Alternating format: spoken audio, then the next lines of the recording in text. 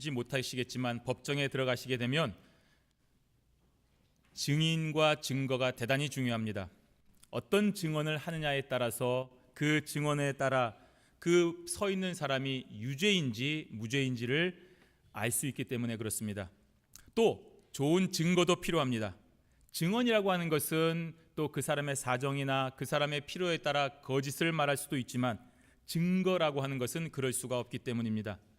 따라서 진실을 말하는 증인과 핵심적인 증거가 있으면 그 사람이 유죄인지 무죄인지를 선고하는 데 결정적인 역할을 할 수가 있습니다. 오늘 예수님께서는 자신이 메시아이심을 증언하고 있습니다. 물론 자신이 증언하는 것이 아니라 다른 사람의 증언을 소개를 하고 있습니다. 그리고 그 증거도 소개를 합니다. 이로써 예수님은 자신이 그냥 사람이 아니라 하나님의 아들이며 우리를 구원하려고 오신 메시아이시라는 것을 모든 사람에게 드러내고 계시는 것입니다. 오늘 이 말씀을 통해서 예수 그리스도, 바로 그분이 우리의 구원을 위하여 이 땅에 오신 하나님의 아들, 사람이 아닌 하나님의 아들이며 메시아, 성경에서 그토록 예언된 메시아이심을 분명하게 깨닫고 이제 다시 한번 예수님을 확실하게 고백하고 그 예수님 앞에 주신 사명을 감당하는 그런 저와 여러분들이 되시기를 바랍니다. 첫 번째는 예수님께서 세례 요한의 증거를 통해서 자신이 그리스도임을 드러내시는 것은 바로 우리 자신의 구원을 위함이었습니다. 예수님께서 가장 먼저 자신이 하나님의 뜻에 의하여 완벽하게 움직이는 것을 말씀하고 계십니다. 오늘 본문 30절에 보시면 가장 먼저 뭐라고 하시냐면 내가 아무것도 스스로 할 수 없노라. 듣는 대로 심판하노니 나는 나의 원대로 하려 하지 않고 나를 보내신 이의 원대로 하려는 고로 내 심판은 의로우니라고 했습니다. 예수님께서 하시는 일이 다 하나님의 뜻과 일치하다는 것입니다. 심지어 예수님의 생각과 하나님의 생각도 일치합니다. 예수님의 행동과 하나님의 행동도 일치한 것입니다. 그렇기 때문에 예수님의 제자 빌립이 예수님, 저 하나님을 보고 싶습니다. 하나님을 우리에게 좀 보여주십시오 라고 얘기했을 때에 너가 나를 보았지 않느냐? 그러니 너는 하나님을 본 것이다 라고 말씀하시는 것입니다. 왜냐하면 하나님과 예수님은 그 생각과 그 행동과 완벽하게 똑같기 때문에 그렇습니다. 그렇기 때문에 하나님을 믿는 자는 예수님이 하나님의 아들이심을 믿게 되는 것입니다. 이러한 확실함에도 불구하고 예수님을 믿지 못한다고 한다면 그 사람은 동시에 하나님도 믿지 못하는 것이 됩니다. 그래서 예수님께서 내가 아무것도 스스로 할 수 없노라고 말씀하시는 것입니다. 그것은 하나님, 즉 성부보다 내가 아래에 있기 때문에 성부가 허락하실 때까지 나는 아무것도 하지 못한다는 그런 말로 하신 것이 아니라 하나님과 정확하게 동등한 위치에 있음을 선포하시는 것입니다. 즉 예수님 스스로 무엇이든지 할 수 있고 또 예수님이 실제로 그러한 능력을 가지셨지만 하나님의 뜻과 어긋나거나 합하지 않는 것은 아예 하지를 않으시는 것입니다. 하나님과 예수님이 실제적으로 하나이심을 말하는 것입니다. 그러므로 초기 기독교 시대의 저 유명한 이단자인 아리우스가 바로 이 구절을 들어서 예수님은 하나님과 동등된 분이 아니라 열등하다라고 말하는 것은 오늘 이 예수님의 말씀을 진정으로 이해하지 못했기 때문에 그런 것입니다. 이렇게 하나님과 예수님이 완벽하게 동등하기 때문에 예수님이 심판하시는 것은 의롭고 옳은 것입니다. 그것이 바로 하나님의 심판과 똑같기 때문입니다. 듣는 대로라는 말은 계속해서 듣고 있는 대로라는 말입니다. 즉 하나님과 예수님은 단 한순간도 중단됨이 없이 완벽하게 서로 교통하고 계신다는 바로 그 얘기를 하고 계시기 때문에 예수님의 지금 심판이 하나님의 심판이 되는 것입니다. 그래서 예수님의 심판은 완벽하게 의로운 것입니다. 네가 뭔데 나를 심판하느냐? 네가 뭔데 죄를 사하느냐? 너가 뭔데 나를 정죄하느냐라고 말할 수가 없다는 말입니다. 바로 예수님이 하시는 그 말씀이 하나님의 말씀이기 때문에 그런 것입니다. 그런데 이렇게 하나님과 완벽하게 동등됨을 선포하신 예수님께서는 그 다음에 자신을 완전히 포기하시는 그런 말씀을 하고 계십니다. 31절에 보시면 내가 만일 나를 위하여 증거하면 내 증거는 참되지 아니하되라고 했습니다. 이 말은 예수님께서 스스로 자신이 하나님의 아들이시고 메시아이심을 증언하지 않겠다는 말씀입니다. 사실 그렇습니다. 예수님은 굳이 우리들에게 내가 하나님의 아들이다, 내가 사람이 아니고 너희 같은 사람들이 아니고 하나님의 아들이다 라고 하는 증거를 하실 필요가 없습니다. 여러분 혹시 퇴근하실 때마다 또는 여러분의 자녀를 보실 때마다 내가 너의 아버지다 라고 해서 DNA 테스트 결과를 날마다 들이미는 부모님이 계십니까? 그럴 필요가 없지 않습니까? 또 그렇게 할 의무가 없습니다. 하지만 예수님은 자신을 우리에게 증거하고 계십니다. 그것도 자신을 통해서가 아닌 바로 다른 사람의 증언을 통해서 내가 하나님의 아들인 것을 우리로 하여금 알게 하십니다. 왜냐하면 그때도 그렇고 지금도 그렇지만 자신에 대하여 자신이 스스로 증언하는 것은 옳지 못하게 여기기 때문에 그렇습니다. 유대인 율법을 모은 그런 책 중에 하나인 미시나에 보면 사람이 자신에 대하여 말한다 해도 믿을 가치가 없다라고 하는 말이 있습니다. 그 사람이 자기에 대하여 하는 말은 믿을 가치가 없다는 말입니다. 이것은 비단 유대 사회뿐 아니라 모든 사회에서도 다 그렇지 않습니까? 살인범이 나는 살인 안 했습니다 라고 할 때 아 맞다, 네 말이 맞다라고 그것을 법정에서 증거로 채택하는 사람은 없을 것입니다. 자기에 대해서 진실하지 않을 것을 우리가 알기 때문입니다. 그래서 예수님은 자신에 관하여 스스로 증언하지 않으시는 것입니다. 당신의 증언을 받아들이는 상대방의 생각과 상대방의 시선에 맞춰 주시기 위하여 창조주의 명백한 권위마저도 스스로 내려놓고 포기하시는 모습을 보여주고 계시는 것입니다. 바로 이것이 예수님이 우리를 향하신 배려인 것입니다. 그러면 예수님께서 자신에 대하여 스스로 증언해 주지 아니하고 다른 사람을 들어서 사용하고 계시는데 누구를 말하고 있습니까? 바로 세례 요한입니다. 오늘 본문 32절에서 33절에 보시면 나를 위하여 증거하시는 이가 따로 있으니 나를 위하여 증거하시는 그 증거가 참인 줄 아노라. 너희가 요한에게 사람을 보내매 요한이 진리에 대하여 증거하였느니라고 했습니다. 유대인들은 메시아를 많이 기다렸습니다. 그렇게 메시아를 기다리고 있으면서도 정작 그 메시아가 왔을 때에 믿지 않고 부정하였습니다.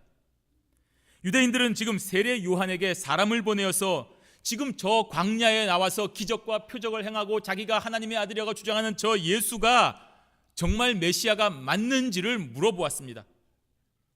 그런데 정말 그렇게 물어본 이유는 그 사람이 메시아가 있는지 믿고자 물은 것이 아니었습니다.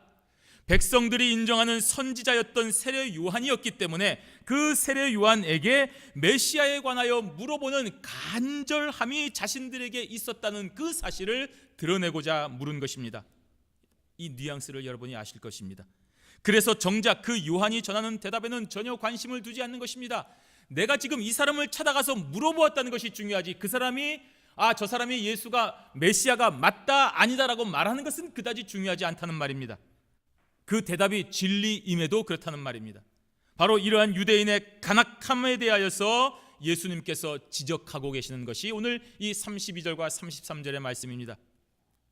세례 요한이 태어나고 선포하는 이유, 단 하나의 존재 이유는 바로 메시아의 길을 예비하는 것이었습니다. 세례 요한이 정치적인 왕이 되고 사람들에게 전도하고 교회의 폭발적인 부흥을 세우고 이것 때문에 태어난 사람이 아니라 세례 요한은 단 하나, 내 뒤에 오실 분이 예수이신데 그분이 메시아이시다, 요거 하나 전파하기 위해서 태어난 사람이었습니다. 그래서 그는 자신의 모든 것을 다하여 예수님이 그리스도이심을 전했습니다. 모든 백성들에게 전했습니다. 자신을 찾아온 유대인들에게도, 자신에게 질문하는 유대인들에게도 그 사실을 전했습니다.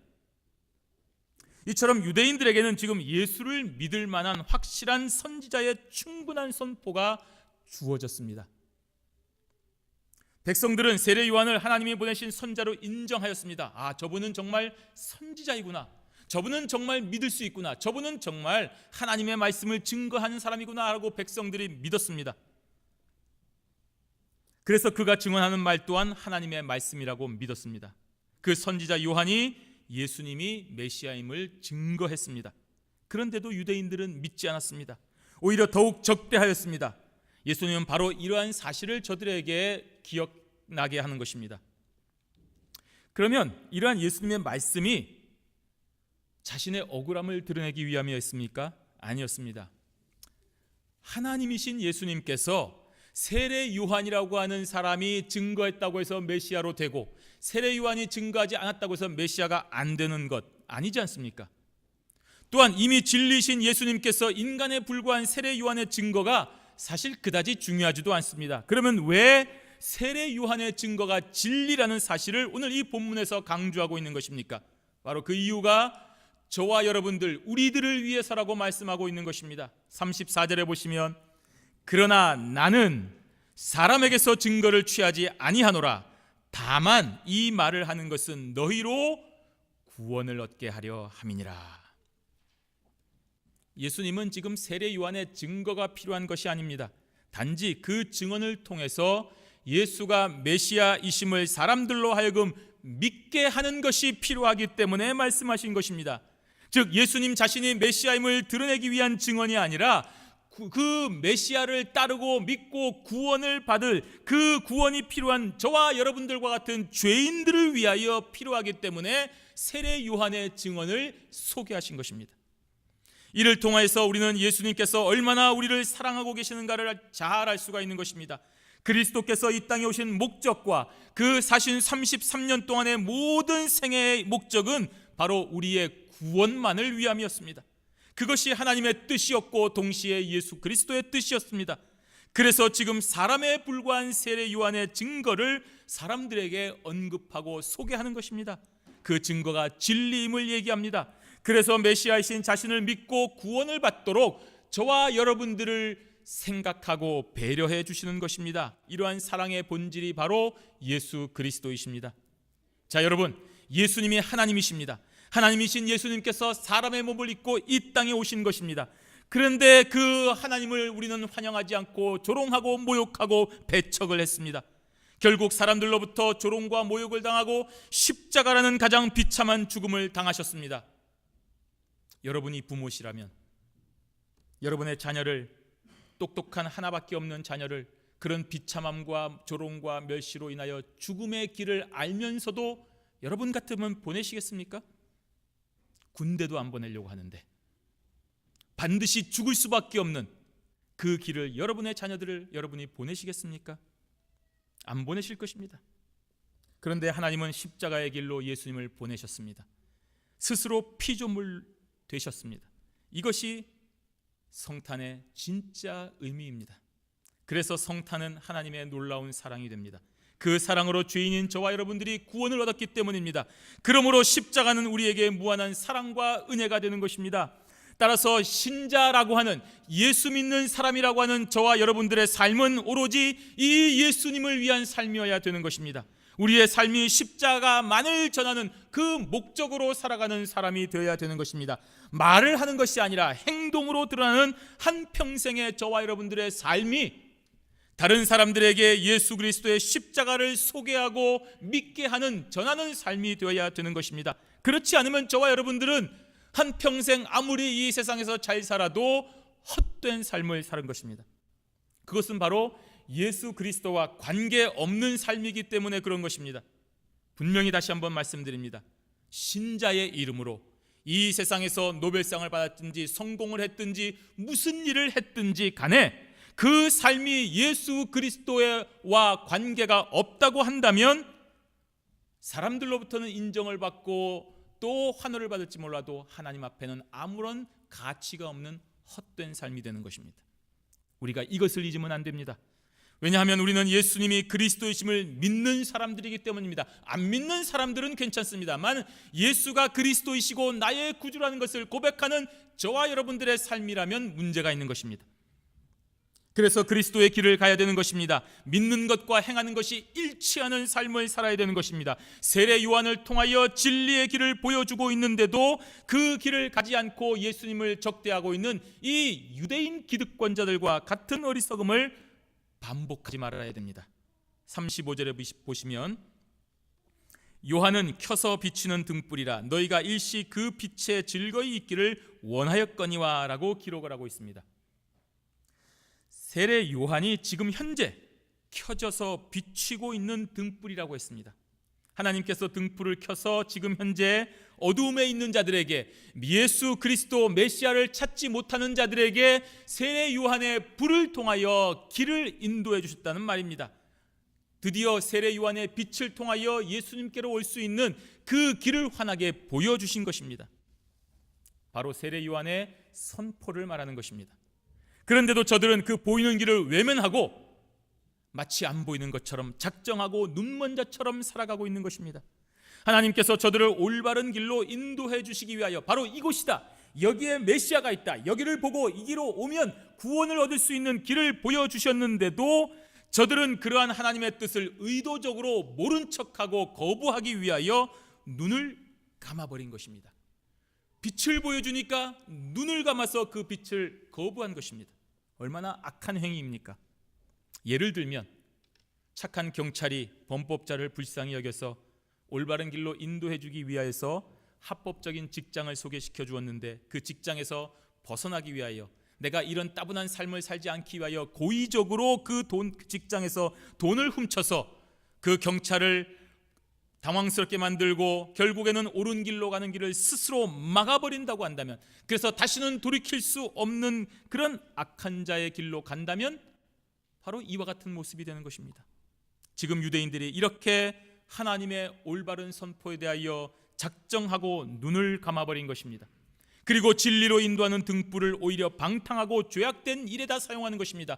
그 등불을 주님의 일에 사용을 해야 되는데 오히려 자기의 방탕한 일에 사용하는 것입니다. 하나님의 말씀을 선포하는 세례 요한을 필요 이상으로 과대하게 높여서 예수님이 메시아이심을 의도적으로 약화시키고 잊어버리게 만드는 것입니다. 사람들로 하여금 그 세례 요한을 통하여 예수님을 보게 해야 되는데 예수님을 보지 못하게 하려고 세례 요한을 필요 이상으로 과대하게 칭송하고 그 세례 요한만을 바라보게 하는 것입니다. 이것이 바로 일시 그 빛에 즐거이 있기를 원할거니와, 야 진짜 선지자가 왔다, 이 선지자만 따라가면 된다, 세례 요한만이 최고다, 그리고 그 세례 요한이 정작 선포하는 예수 그리스도는 관심이 없게 만드는 것입니다. 오늘날 저와 여러분들에게 성경의 원본이 없는 이유가 이와 같습니다. 여러분에게 성경 원본이 있다면 어떻게 행동하시겠습니까? 그 성경을 주신 하나님의 의도에는 관심이 없고, 이것이 바로 하나님이 직접 우리에게 주신 그 성경 오리지널 원본이다 하는 사실에 열광하여 그것을 신성시하고 그것이 있다는 것을 내 삶의 자랑으로 삼아서 다른 이들을 제압하려는, 너 성경 원본이 있어? 봤어? 나에게는 성경 원본이 있다, 하나님이 나에게 크신 은혜를 주셨다 라고 해서 다른 사람들을 낮게 보고 제압하려는 악한 행태를 보일 것이 분명하기 때문에 이러한 성경의 원본이 없는 것입니다. 왜 하나님이 저와 여러분들에게 나타나지 않으십니까? 왜 하나님의 역사가 우리에게 있지 않는 것입니까? 기도하면 하늘이 열리고, 내가 선포하면 병이 낫고, 내가 하나님 앞에 기도하면 놀라운 역사가 일어나야 될 것 같은데 왜 그렇게 하지 않습니까?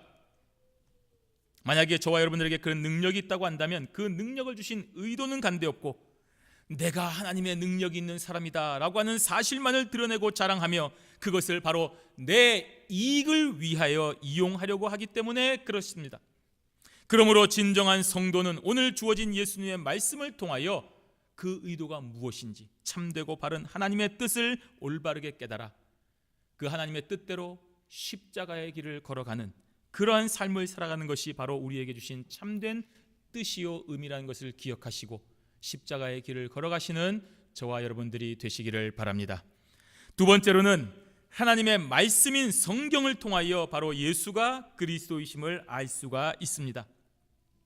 여기까지 말씀하신 예수님은 이제 이어서 선지자 요한의 확실한 증거보다 더 큰 증거가 있다고 말씀하십니다. 36절에 내게는 요한의 증거보다 더 큰 증거가 있으니, 여기서 이 더 큰 증거는 더 중요한 증거를 말하고 있는 것입니다. 요한이 말한 증거보다 더 중요한 증거가 있다는 말인데, 그 첫째는 나의 하는 그 역사라고 하는 것입니다. 그 역사가 아버지께서 내게 주사 이루게 하시는 역사입니다. 무엇입니까? 여러분, 십자가의 죽으심을 말하는 것입니다. 안중근 열사가 독립운동가라는 확실한 증거가 무엇입니까? 여러분, 안중근 열사가 독립운동가인 것을 다 압니다. 그 증거가 무엇입니까? 여러분, 그렇게 얘기하면 바로 이토 히로부미를 처단한 것을 드러내실 것입니다. 물론 안중근 의사가 지금까지 살아온 자신의 여정과 여러 가지 각종 임시 정부에서의 활동을 통해서도 그가 독립운동가라는 것이 확실하게 드러날 것입니다. 또 모두에게 존경받는 그 김구 선생님이 안중근 의사는 독립운동가가 맞습니다 라고 하는 그런 증언을 통해서도 우리가 안중근 의사가 독립운동가라고 인정할 것입니다. 하지만 무엇보다도 가장 확실한 증거, 안중근 하면 우리가 할 수 있는 증거는 무엇입니까? 바로 이토 히로부미, 그 일본 제국주의의 상징과 같은 그 이토 히로부미를 처단한 것, 그것보다 더 확실한 증거는 없지 않습니까? 이처럼 예수님께서 이 땅에 오셔서 당신이 하나님의 아들 예수 그리스도이심을 드러내는 가장 확실하고 중요한 증거는 바로 십자가에 죽으셔서 저와 여러분들을 구원하신 역사, 바로 그것입니다. 바로 그 십자가 역사야말로 예수님께서 메시아이시라는 것을 드러내는 가장 확실하고 중요한 증거가 되는 것입니다. 예수님이 나를 위하여 죽으셨다, 그것이 구주가 되시는 가장 확실한 증거입니다. 바로 그 일을 위해서 예수님이 보내심을 받기 때문입니다. 물론 예수님이 공생의 기간 동안에 얼마나 많은 기적을 행하셨습니까? 수많은 표적들을 보여주시고 여러 가지 일들로 우리에게 나타나셨습니다. 그것만 보아도 예수님은 메시아이시구나 알 수 있습니다. 그리고 오늘 참된 선지자 세례 요한의 증거를 통해서도 예수님이 메시아이심을 우리는 증명할 수가 있습니다. 하지만 십자가의 죽으심, 바로 그것은 어떤 누구도 감당할 수 없는 사역이기 때문에 바로 예수가 그리스도이시며 메시아이심을 드러내는 가장 중요한 증거가 되는 것입니다.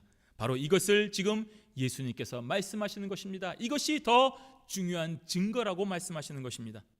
그리고 예수님은 이어서 자신을 보내신 창조주 하나님의 증언도 말씀하고 계십니다. 37절에 또한 나를 보내신 아버지께서 친히 나를 위하여 증거하셨느니라. 너희는 아무 때에도 그 음성을 듣지 못하였고 그 형용을 보지 못하였으며 라고 말했습니다. 하나님께서 예수님을 보내시며 그를 증거하셨습니다. 이러한 증거는 예수님께서 세례 요한에게 세례를 받으실 때에 하늘로부터 성령을 통한 음성만을 말씀하시는 것은 아닙니다. 하나님께서는 창세전부터 예수님의 보내심을 계획하셨고 수많은 선지자들과 율법을 통하여 그리스도의 오심과 표징을 이미 예전부터 계속하여 알려주셨습니다. 그렇기 때문에 지금 유대인들은 예수님께서 육체의 모습으로 여기에 오시기 전서부터도 선지자의 그 율법을 통해서 그리스도를 잘 알고 있고 그래야 마땅한 것입니다. 오늘날 우리가 유명한 영화가 상영된다고 한다면 영화가 나오기 전에부터 벌써 수많은 예고편을 통해서 영화가 실제 상영되기 전에도 누가 주인공이고 어떤 스토리이며 대충 결말이 어떤 식으로 진행될 것인가를 잘 알고 있습니다. 이처럼 하나님은 예수님께서 오시기 전까지 단 한순간도 빼놓지 아니하시고 계속하여 저와 여러분들에게 예수가 오신다 하는 그리스도를 증거하여 주셨습니다. 그리고 그 예수 그리스도가 이제 우리들의 눈앞에 분명한 모습으로 서 있는데도 저와 여러분들이 부인하고 배척하고 너는 아니다 라고 멸시하는 것은 바로 하나님의 율법과 선지자들을 모르는 결과이거나 의도적으로 배척한 것입니다. 그런데 유대인들은 말입니다, 나면서부터 율법을 배우고 익히며 외웠기 때문에 그리스도에 관하여 모를래야 모를 수가 없습니다. 그런데도 왜 예수님을 모르는 것입니까? 그것은 바로 자기 욕심과 자기 생각으로 그리스도의 형상을 만들었기 때문입니다. 그래서 자기 생각과 기준에 맞지 않기 때문에 예수님을 부인한 것입니다. 여러분, 결혼 전에 편지나 또는 전화만으로 먼저 연애를 해보신 적이 있을지 모르겠습니다. 편지만 수없이 보내고 받고 합니다. 그러면 사람들은 그 편지에 쓰여진 글씨체를 보고 이 사람은 이런 사람일 것이다 라고 상상을 합니다. 글씨체가 굉장히 예쁜 걸 보고 아주 예쁜 사람일 거라고 생각합니다. 아주 또박또박 쓴 것을 보고 정말로 아주 단아한 사람일 것이라고 생각을 합니다. 문장의 수준을 보고 상대방이 책을 많이 읽은 사람이구나, 그리고 상대방이 참 아주 교양이 있는 사람이구나 라고 이렇게 생각을 하고 상상을 하고 기대를 합니다. 목소리를 통화를 합니다. 목소리가 너무나 꾀꼬리같이 좋습니다. 그런 걸 볼 때 정말로 이쁜 사람이겠구나, 정말로 잘생긴 사람이겠구나 스스로 상상하고 기대감에 흥분하는 것입니다. 그러다가 어느 날 어느 순간에 실제로 만나기로 약속을 하고 만났을 때에 자기의 상상과 맞지 않을 때, 자기의 상상과 맞으면 별 문제는 없습니다만 자기의 상상과 생각을 통해서 만났을 때에 그 상상과 틀리면은 충격을 받고 뒤도 돌아보지 않고 돌아가거나 다시는 만나지 않는 경우가 있습니다. 그리고 이별을 통보합니다. 더 편지도 안 씁니다. 전화도 안 합니다. 왜 그럽니까? 자기만의 상상과 생각을 통해서 만났던 그 허상과 실제 만났던 실상이 다르기 때문입니다. 그래서 다시는 안 보거나 너 나를 속였다라고 화를 내는 것입니다.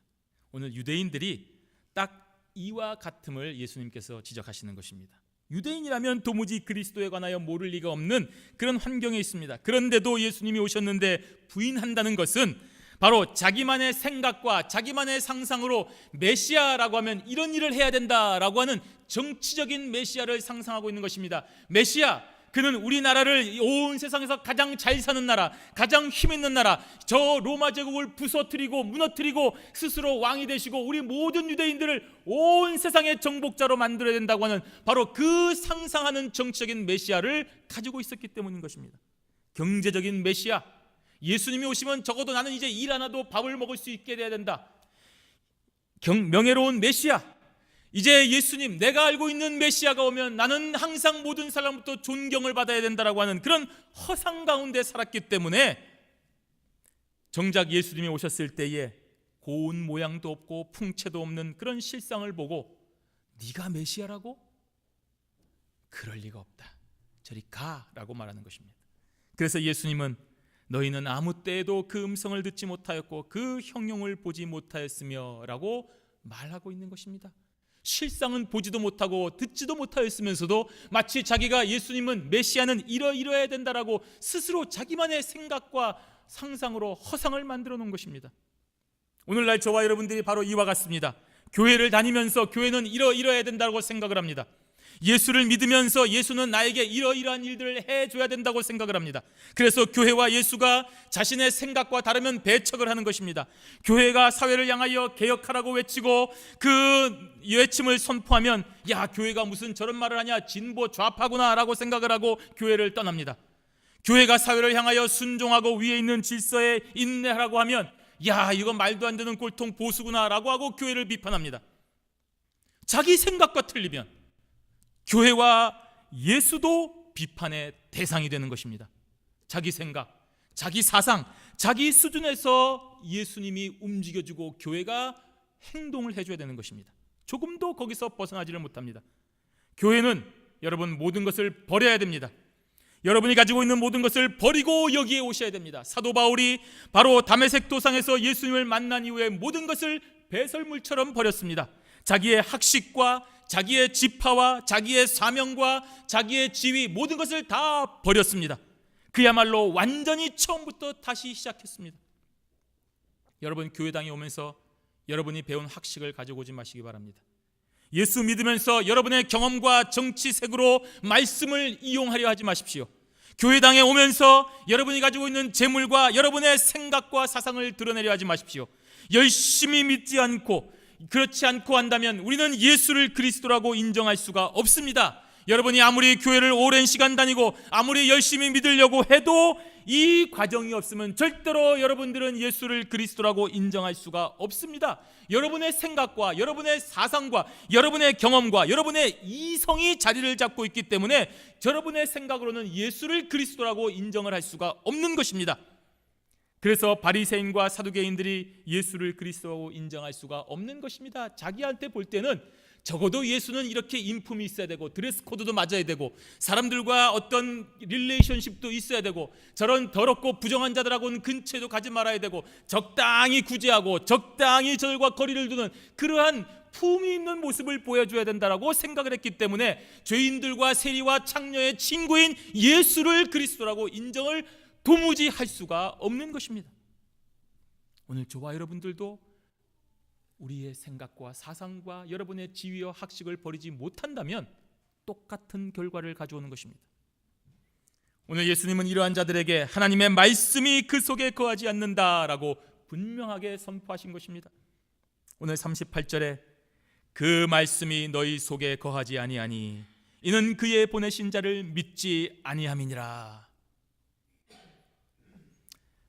하나님께서 저와 여러분들에게 자신을 드러내어 계시하신 그 위대하신 말씀이 우리 가운데 없기 때문에 하나님께서 보내신 예수 그리스도를 믿지 아니하는 것입니다.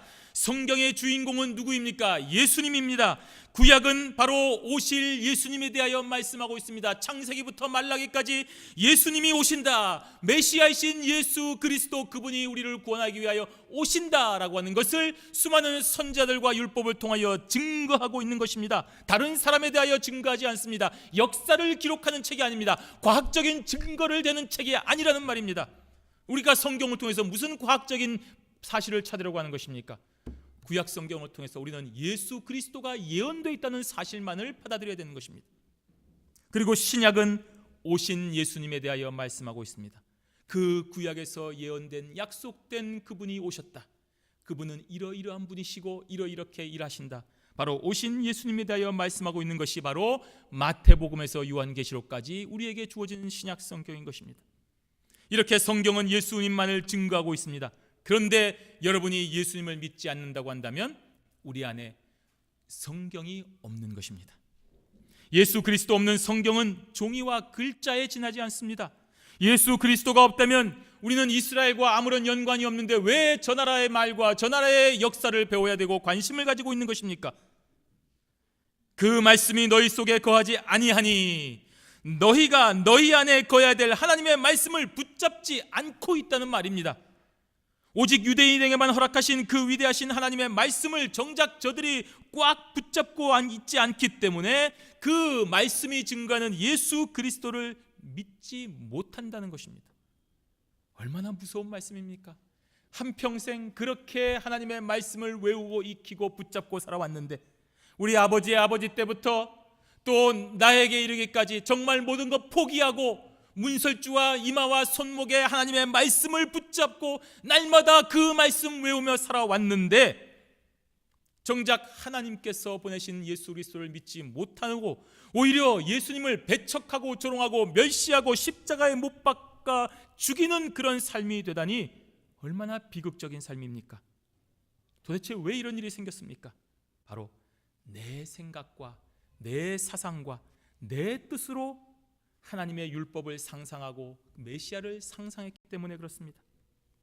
그러므로 우리는 하나님의 말씀을 읽고 볼 때에 어떤 목적을 가지고 보면 안 됩니다.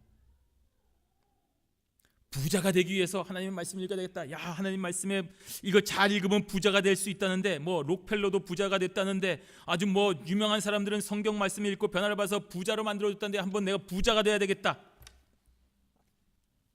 그런 목적으로 성경을 읽으시면 안 됩니다.